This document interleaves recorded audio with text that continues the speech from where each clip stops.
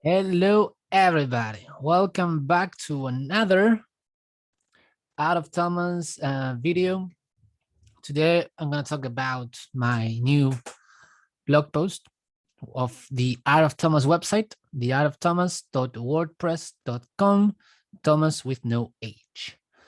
The topic of this video, it's, of course, as you will see in the title, ETH versus BTC versus Bitcoin. Okay, so first of all, I'm going to start by saying that I'm not an expert in this field, but I have put in some time to investigate a lot. And I think this is a huge subject. And I've been talking with a lot of my friends, most of which are not, they haven't been in the space as long as I have. And I've been noticing that most people, they have some lack of knowledge about Bitcoin and Ether, and a lot of people are buying them, but they don't understand them. They don't understand the difference between them. When I make my content, I'm not trying to reach the hardcore crypto crowd, because I do believe that there's many people that are much more qualified than me to address that crowd. I am trying to talk to the people that are starting out and are a bit lost and disoriented, which makes a ton of sense because it's a crazy space. At the same time, I believe, and this might sound an exaggeration, but I believe it truly, is that we are living in the greatest economical transformation humanity has ever seen.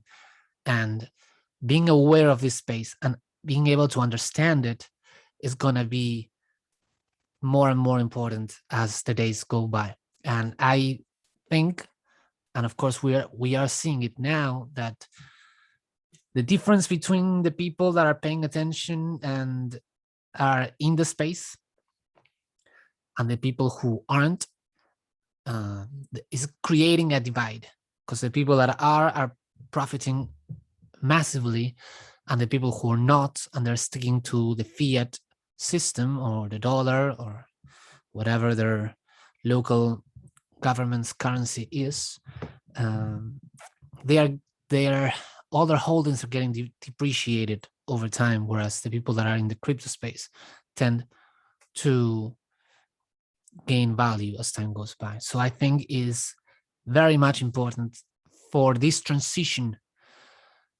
to be as smooth as possible, to create as less friction and pain as possible. For it's important that people start to pay attention. Now, ETH and Bitcoin are the two biggest cryptocurrencies out there. Bitcoin is number one, Ethereum is number two. Ethereum is one of the first altcoins, which means a crypto that is not Bitcoin. And it's really interesting, the history that these two assets have. And again, a lot of time when I talk with my friends, even some friends that own ETH, they don't know this story. They don't know why there's two different coins. They think it's the same. They are both crypto. And you need to understand something first. Bitcoin came about, it was created by a person. We don't really know who created Bitcoin. Online, he referred to himself as Satoshi Nakamoto, but there's no way of knowing if it was a guy, a girl, a group of people. We don't know. I say he because every time he interacted online with people, he referred himself as a male, so I'm assuming. I don't know. But anyway, he created Bitcoin and then he just disappeared. It is quite fascinating. But anyway, when he created Bitcoin, it was he made it right after the 2008 financial crisis, and he addressed it specifically as a way to solve one of humanity's greatest problems, that the economic layer in which all our society is based upon, that layer is being controlled by a very few number of people. And that creates problems, especially when you take into consideration that since the dollar has been taken out of the gold standard, and now in today's society, there is nothing backing the dollar. So there is very little consequences for a government to print more money. And that's happening every year, is happening more. Since COVID lockdowns, it has increased by a lot. So anyway, Satoshi saw this as a problem, and he wanted to fix it by creating a money that nobody can control. Once the rules are set, they are set, and nobody can change them. The only way to change the way in Bitcoin works would be it has to have a community. Like, you have to convince the whole community to adopt it. All the miners and all the node operators, which are the people that control that the miners are doing what they're supposed to do. So it's really, really, really difficult to change Bitcoin, and that is by design. It's not a bug, it's a feature. It's one of its main features. So the idea is that with Bitcoin, we will have something stable that is not going to change, and that no small group of people can decide to change it suddenly. This it's supposed to create some stability for everyone to participate in an economy that is not gonna, it's not gonna be manipulated as easily. And if you look at Bitcoin history, there's been plenty of times where people have tried to take over the system and change it, and so far they have all failed. So as of today, I would say Nakamoto's vision has actually been really accurate, and it's been working amazingly well, especially how now Bitcoin is over, like, I don't know how much money. I think it's over $1 trillion now. I'm not sure. But anyway, when Bitcoin came about, that was the goal. That was the idea, is to make something that is completely decentralized. No one has power over it, and it's really hard to change. Now, around that time when Bitcoin started gaining traction, the people that will launch Ethereum were having debates, and they were saying things like, look, Bitcoin is great, but if we have money, digital money working in the internet, that gives us, we can go a lot further than just having a ledger where we know how much money everyone has and there's no way of cheating. And that's great, but what if we can add a programming language on top of it? And then you can create what we now call a smart contract. Now, a smart contract would be like a piece of code in which, for example, you can create something like, if I give you this money, then the contract triggers this effect and this happens. So you can create a lot of really cool things that work automatically. So you can create whole companies that work automatically without having people behind it. This is a very revolutionary idea. We are seeing it today, and it's creating massive changes that I think most people are not aware of, but we are going to see more of this in the future, because it creates a lot of systems that work independently. So there's no middleman. They are taking cut of the profit.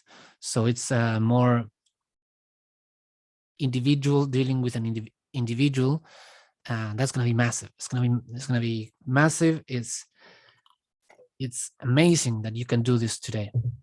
But anyway, at that time, that was a theory, right? And the people that would eventually make Ethereum were saying we should change the Bitcoin protocol so that it allows for smart contracts to be built upon, to add a programming language.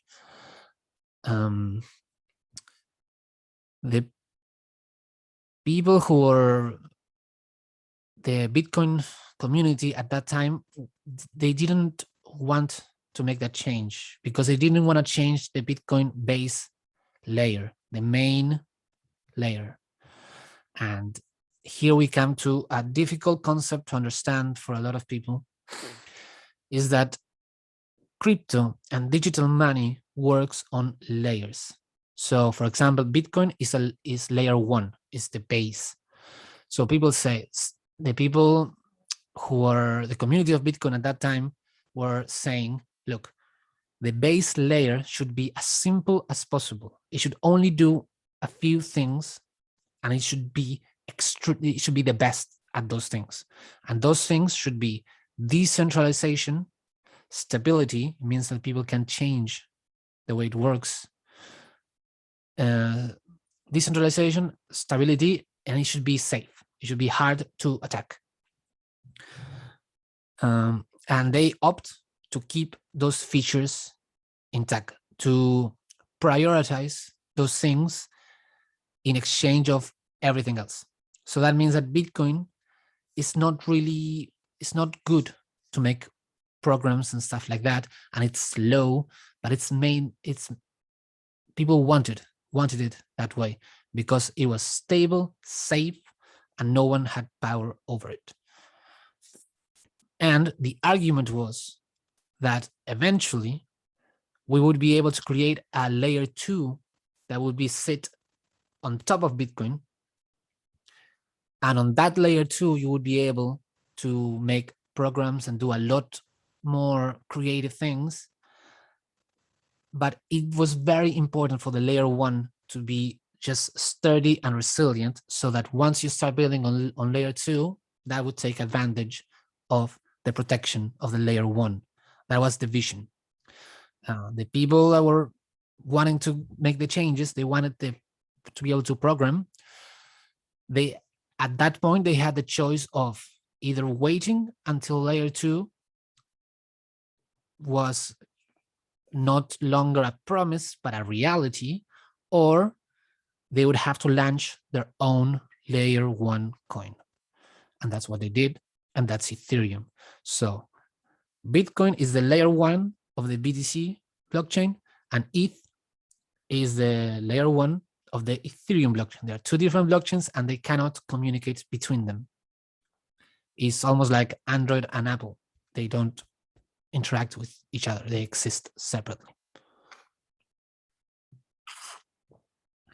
Of course, many people in the Bitcoin community were very critical about this.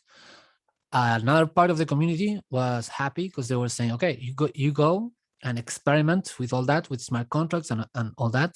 And eventually Bitcoin with layer 2 is going to adopt a lot of that changes and experimentations. And that's what Ethereum did.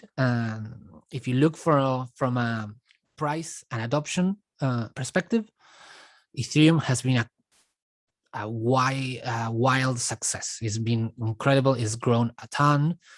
I think in the last year, it actually outperformed BTC in terms of price. So it has grown. It has grown faster than Bitcoin, even though Bitcoin is still bigger.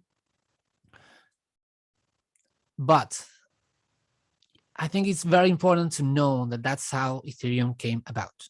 Ethereum came about mainly because they didn't want to wait for Bitcoin's layer 2 to come about. Now, the thing is that today we actually start to see the first layer 2 being created in Bitcoin. We have the Lightning Network. We have something that's called Taproot and Stacks. Like there's a couple that are popping up, And some of them are already starting to build the things that Ethereum has been building with their smart contracts functions. The most common uses for smart contracts so far are being used to create blockchain games that are huge. DeFi, which is decentralized finance, which is an incredible thing that we probably need to do a video just for it, because it's such a crazy space. But yes, we are starting to see the same thing now being built on a layer 2 of Bitcoin that is using all the advantages of the Bitcoin layer 1, which is the safest and more stable blockchain ever built. At the same time, there is a lot of criticism that has been done by the Bitcoin community to Ethereum, because Ether is still, even though it is decentralized, there are a few people in the ecosystem that have accumulated a lot of the voting power when it comes to taking decisions of where the protocol goes. So it's not really decentralized today. There's few people that have the power to make the decisions over the protocol. Then it's also its policy on how the protocol works changes a lot more frequent than people are comfortable with. And as a third warning sign, there is no cap on the amount of Ether that can be printed. So those three things, we have the no cap, so you can print more Ethereum if they wanted to. The decision of whether or not they do lies on a very few amount of people. And what was the third one? Oh yeah, and the policy changes faster than people are happy with. So those are three things that Bitcoin was created to fight against, right? And that is the main issue the Bitcoin crowd has with Ethereum, especially now that we are seeing the first applications of smart contracts on Bitcoin. And a lot of people believe that once this Bitcoin smart contract space grows even more, it's going to start to take away like, how can I explain this? All the stuff that's built on Ethereum, they believe will start to switch to the Bitcoin layer 2. And the new companies that are wanting to start, they're going to have to decide whether to start on Ethereum or on Bitcoin. And because Bitcoin has that amazing layer 1 protection that Ethereum does not have, many people believe, I believe it too, that over time, Bitcoin is going to start taking a lot of that space. So you need to understand that a lot of the altcoins, so the coins that are not Bitcoin, are projects that could be launched on a second layer on Bitcoin. But it's like their funders, they didn't want it to wait until the Bitcoin 2 got the traction that it needed. So they decided to create their own layer 1. There's a lot of problems with most of these coins that are not really decentralized, and they're not as safe as Bitcoin. So I think most people need to understand this, because when I talk with people that are new in the space, they speak about crypto and they put all the coins like in one basket. But for me, Bitcoin is something completely different from all the other coins. Now, me saying this, I will add a warning that I'm not an expert. All the things that I'm saying, it should only be for you to want to go out and get more information about it, not just take my word for it. But like, we need to understand this, especially if you're gonna put your money in something, you need to understand the risks. And if you ask me, as my personal opinion, I think the crypto revolution is mainly a Bitcoin revolution, and all the other altcoins, I don't see them as having the same power and ability to grow as much as Bitcoin has. I think Bitcoin is the only truly decentralized, stable coin that we have. And for the first time in human history, we have something, an economic structure that so far it has worked perfectly. And it's outside of any government's control, any central authority. That is new. It never happened before in all of human history. And to me, this will create changes that we cannot predict. It's going to be, I think we're in a transition time, and I think we need to keep our eyes open, pay a lot of attention, because I think things are going to change, and they're going to start changing faster and faster. It's going to start slow. You know, there's a very big phrase that people in the crypto space use. It says, first it happens gradually, but then it happens suddenly. And I think that's probably how it's going to play out. This year, we've seen a lot of development in the Bitcoin layer 2. I'm blown away by the amount of stuff being built on there. I'm probably going to make a video, some of it separated. We're seeing the first country adopting Bitcoin as legal tender, El Salvador. We're seeing Twitter starting to, they announced it. I'm not sure if it's already live, but they say they're going to add Bitcoin tipping feature using Lightning Network, which is a Bitcoin layer 2. So we already have one country and one of the biggest companies in the world already adopting Bitcoin. To me, this is a trend. You need to think to yourself, is this a trend that is going to increase or decrease over time? For me, it's very clear that this is going to, it's just the beginning. And we need to pay attention. And if you're going to invest in something, you're going to put your money in something, you need to do your hardest to understand it as best as you can. I kind of afraid that the people who take the time and energy to understand the crypto space, especially Bitcoin, are going to end up profiting massively, whereas the people who don't won't. I'm slightly scared of the wealth divide that could end up making. But anyway, that's why I'm making these videos. I'm not just trying to teach you what I've learned. I'm making this video so that you know what you need to go and learn about. So don't take my word for it. Just listen to my videos.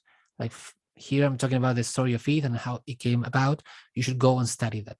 You should go and study the difference in layer 1, in all the different coins, and ask yourself, in the long term, can this be built upon Bitcoin? And if it can, it most likely will. So anyway, I will leave you with that. Have an amazing day. Enjoy, have fun. Yes, keep your eyes open and pay attention. That's all I can say. I'll see you in the next one.